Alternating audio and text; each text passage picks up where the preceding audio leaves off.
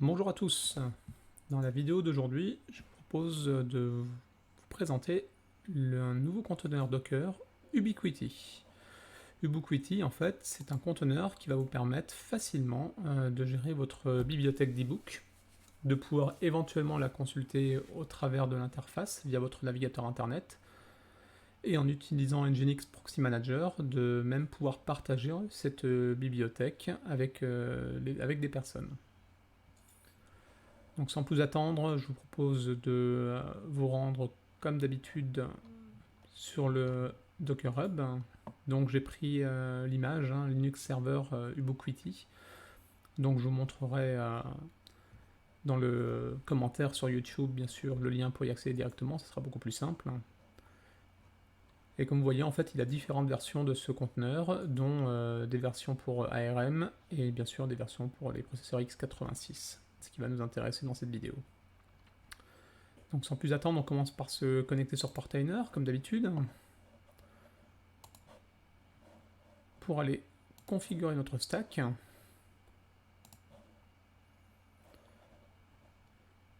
Alors sur la page de Docker Hub, on a un modèle, donc on peut repartir de ce modèle.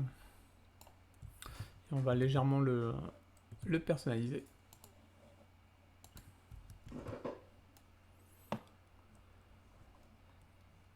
Donc la première chose ici, au niveau des variables d'environnement, ce qu'il faut nous personnaliser, c'est le PYD et le PGID. Donc ici, il faut que vous renseigniez l'ID de votre user Docker et le groupe auquel il appartient. Donc dans mon cas, en fait, l'ID de mon utilisateur Docker, c'est 1001 et le PGID, c'est le groupe 100. Donc si vous avez besoin de connaître la façon de récupérer ces informations, c'est pas très compliqué. Je vais vous remontrer. Donc on se connecte en SSH sur le serveur. Donc moi pour ma part j'utilise MobaXterm.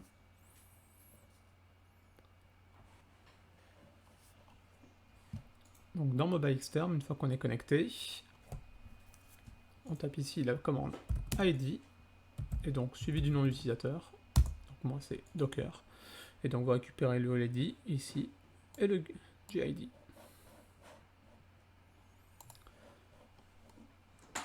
Au niveau de la time zone, donc qui est le prochain paramètre. Donc moi pour ma part, habitant sur Paris, je vais paramètre Paris. Et ici, la mémoire maximale que j'alloue au conteneur, alors étant donné que j'ai une bibliothèque d'e-book qui est très restreinte, je vais me contenter de 256 mégas. Alors si vous ne le mettez pas, ce paramètre est optionnel, par défaut en fait ce seront 512 mégas qui seront alloués à ce conteneur. Au niveau des paramètres que j'ajoute, moi habituellement en fait, j'utilise ici le mode bridge par défaut pour le paramétrage de mes conteneurs. Donc j'aime bien le déclarer en fait, même s'il va le prendre par défaut, je préfère le déclarer, je trouve que c'est plus lisible. Au niveau de l'image, je vais forcer pour que ce soit la version x86.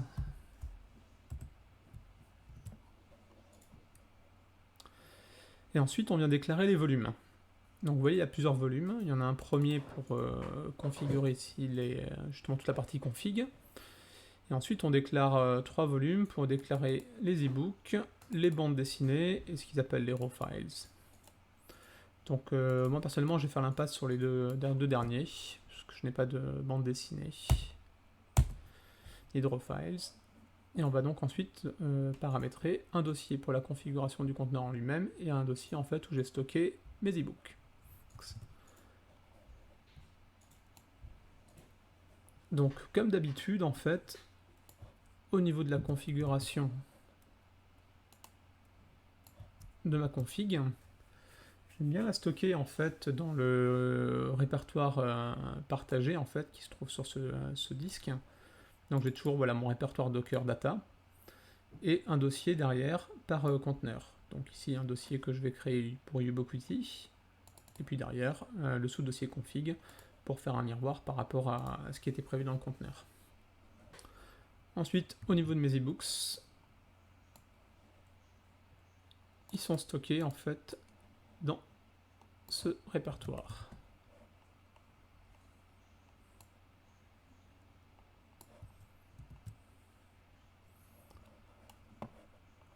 Au niveau des ports, donc pour ma part sur mon host, le port 22.02 et le port 22.03 ne sont pas autorisés, ne sont pas utilisés. Donc je vais les garder tels quels hein, pour les mapper avec les ports du conteneur. Alors leur utilisation en fait c'est celle-ci. Le 22.02 sert à l'accès en fait à votre bibliothèque d'ebooks. Et le 22.03 sera utilisé au départ en fait pour un accès admin. Et au niveau des paramètres de redémarrage du conteneur, je laisse toujours unless stop. Je trouve ça pratique en fait. Donc concrètement, si votre serveur par exemple s'éteint par défaut, il va relancer. La seule fois en fait où les conteneurs ne seront pas relancés, c'est si vous les avez arrêtés vous-même préalablement auparavant. Donc voilà, je trouve ça plutôt pratique comme paramétrage. Derrière, il nous reste à donner un petit nom à notre stack. Donc on va l'appeler Ubiquiti par exemple. Voilà. Donc normalement tout est bon. Et on peut cliquer sur Deploy the stack. Donc là il va télécharger l'image. Hein. Ça peut prendre plus ou moins de temps en fonction de votre débit internet. Donc là, a priori tout s'est bien passé. On va vérifier. Donc on a ici le conteneur Ubiquiti qui est running. Et au niveau des logs, a priori tout a l'air bon. Voilà, il a fait un scan de mes répertoires où il a trouvé des ebooks. Parfait.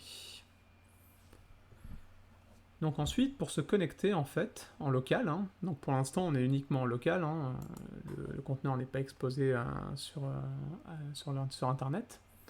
Donc c'est ce que je vous disais, il y a deux URL. Donc on a la première qui nous permet d'accéder à la bibliothèque et la deuxième sur le port 22.03 qui permet d'accéder à l'interface d'administration. Donc pour y accéder, voilà, c'est HTTP, vous mettrez votre IP local, le port, et puis ensuite derrière / Ubiquiti admin par exemple. Donc là on va faire donc dans mon cas, en local, mon serveur OMV, le hostname c'est OMV-5, OMV5-sandbox, point local derrière pour être bien sûr que je vais en local. Donc je vais coller cette URL dans mon navigateur.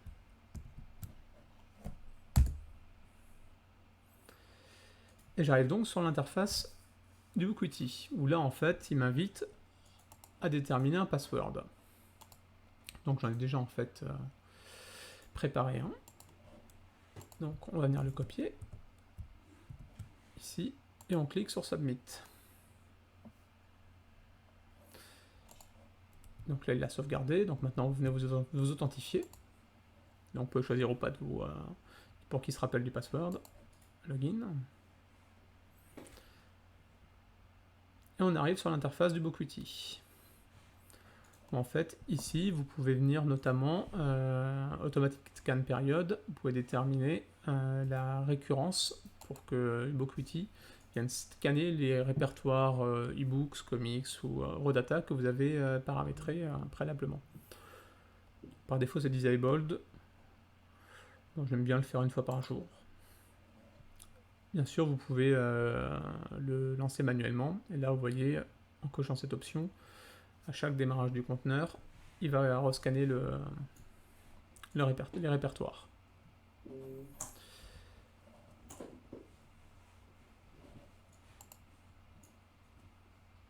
Ensuite, voilà, ici, vous pouvez encore modifier notamment les fenêtres, le nombre d'items par page. Donc, c'est idem pour les books, les raw files. Au niveau security, vous pouvez déclarer voilà, des users différents si vous souhaitez. Et au niveau advanced, on peut a priori voilà, partager avec des books, enfin des livres qui seraient dans une librairie Calibre. Donc il y a pas mal d'options en fait. Afficher les métadatas qui seraient dans les dossiers. Donc non, c'est plutôt pratique.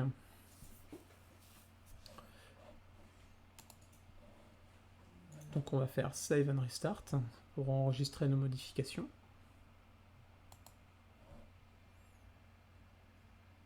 Voilà, serveur will restart. On le voit dans la log en train de redémarrer.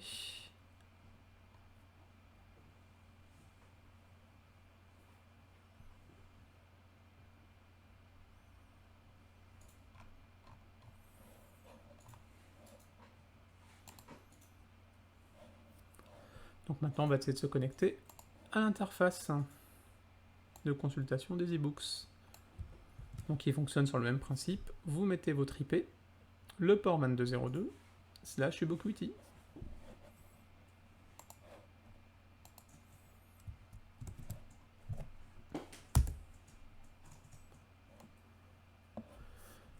Donc voilà, vous voyez, c'est assez simple. Donc ici, vous avez un icône pour accéder aux comics, un autre pour accéder aux livres, et puis un autre raw files. Et puis derrière, les derniers livres ou bandes dessinées que vous auriez consultés. Donc moi, j'ai déclaré uniquement des livres, donc on va cliquer sur Books. On clique ici. Et là, en fait, voilà, j'avais chargé par défaut en fait 2 livres de Jules Verne, donc L'île mystérieuse et Ma milieu sous les mers. Donc, imaginons qu'on veuille consulter L'île mystérieuse. Donc, vous venez ici cliquer sur le roman. Donc là, la personne en fait a 2 options. Soit elle peut télécharger l'e-books, soit elle peut le lire au travers de l'interface. Donc la lecture, honnêtement, n'est pas forcément des plus pratiques au travers d'un écran d'ordinateur. Voilà, vous cliquez voilà, sur les flèches, et puis vous parcourez les différentes pages. Moi, je trouve surtout pratique, on va dire, la fonctionnalité de pouvoir télécharger les books, puisqu'on peut le faire du coup à travers, notamment par exemple, des tablettes, si vous utilisez des tablettes pour la lecture. Donc c'est plutôt pratique.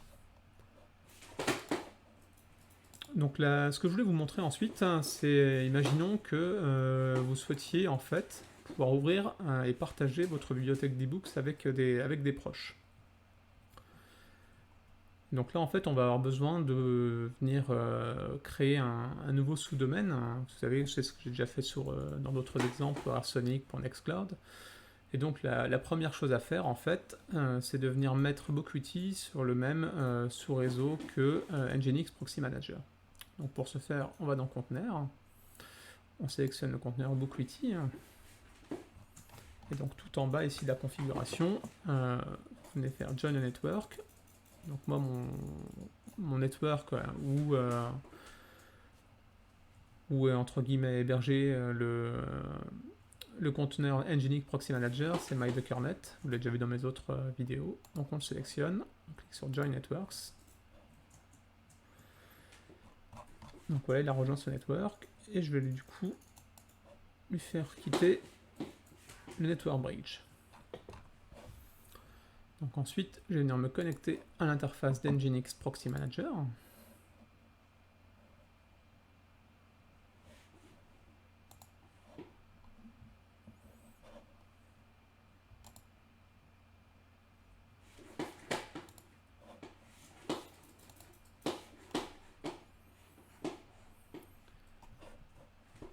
Et donc là, comme d'habitude, en fait, on va venir ici sur Proxy Host.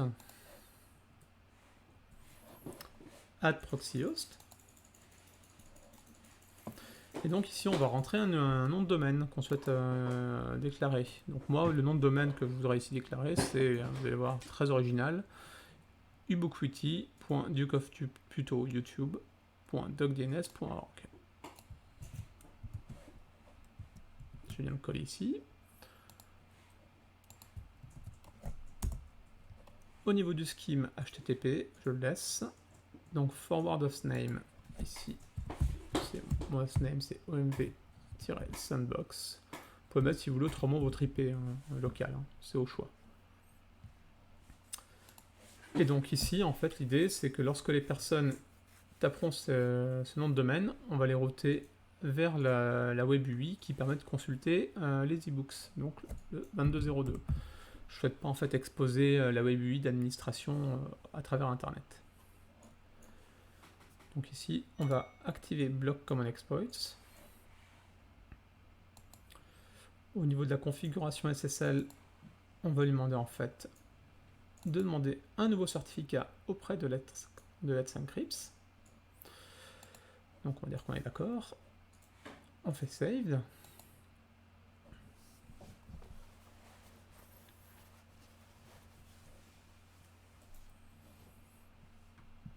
Donc là ça prend un peu de temps, le temps que les échanges se fassent pour notamment pour créer le certificat SSL et le récupérer.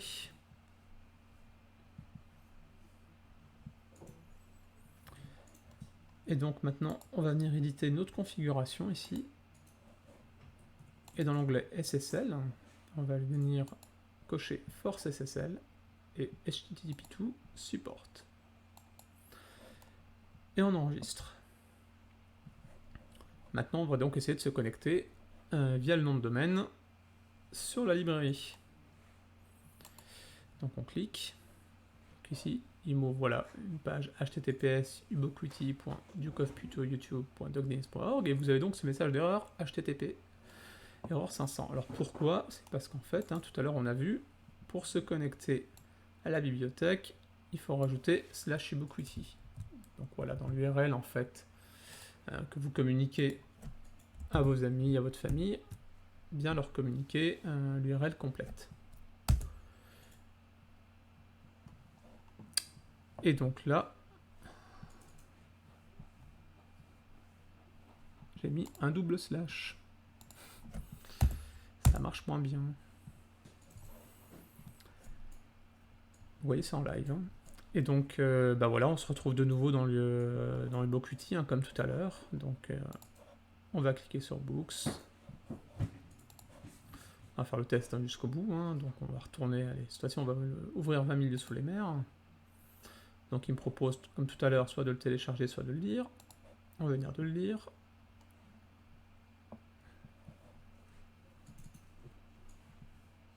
Et là, a priori, la lecture ne fonctionne pas. À voir pourquoi. Est-ce que le téléchargement fonctionne? Le téléchargement, lui, fonctionne. Est-ce que ce serait l'ebook qui soit pourri? Je l'avais pas essayé. Je l'avais pas essayé d'utiliser celui-ci. On va essayer l'autre. Read. Ouais. Non, c'est l'ebook qui est pourri. Donc voilà. Donc, vous voyez, la lecture, elle fonctionne correctement. Il n'y a pas de problème. Voilà. Donc, petite présentation de ce petit soft bien sympathique, assez léger, donc qui peut rendre de grands services. Voilà, bah écoutez, j'espère que cette vidéo vous sera utile. Et puis, bah, n'hésitez pas à liker et à vous abonner si vous appréciez le contenu. Je vous remercie. Ciao.